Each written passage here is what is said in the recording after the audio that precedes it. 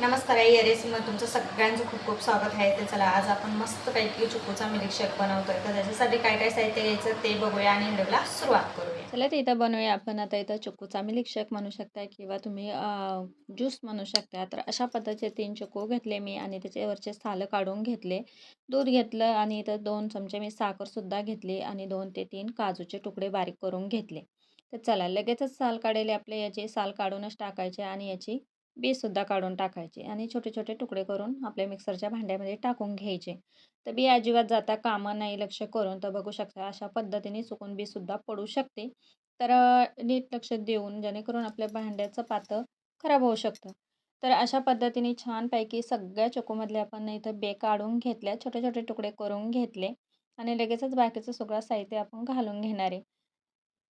तर चला आपण आता रेसिपी टाकायला सुरुवात केली जेणेकरून 2 महिने तब्येत बरी नव्हती माझ्यावाली. तुमच्या मागच्या व्हिडिओमध्ये मी सांगितलं.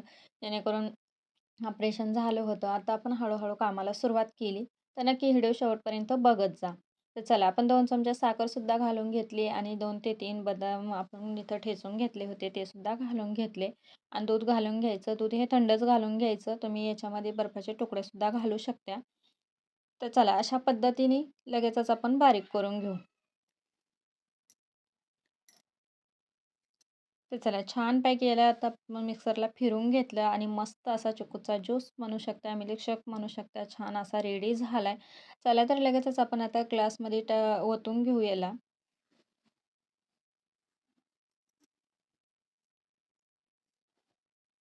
त्याला गाळायची वगैरे काही गरज नाही. बघू शकता किती मस्त असा मऊसूत आणि बारीक झाला आणि खूप समती आणि खूप छान लागतो. तर चला मस्तपैकी रेडी झाला आहे आपला चिकूचा मिल्कशेक तयार. तर थंडगार मिल्कशेक पिण्यासाठी अशा पद्धतीने तुम्ही नंतरसुद्धा याच्यामध्ये बर्फाचे तुकडे घालू शकता. तर वाटणामध्ये सुद्धा टाकू शकता किंवा असंही टाकू शकता. तर मी इथं 2 ते 3 इथं बर्फाचे तुकडेसुद्धा टाकून घेतले. काजू बदाम वाटीसाठी टाकून घेतले. तर अशा पद्धतीने नक्की तुम्ही बनवून बघा, लाईक करा, शेअर करा. व्हिडिओ पाहिल्याबद्दल धन्यवाद.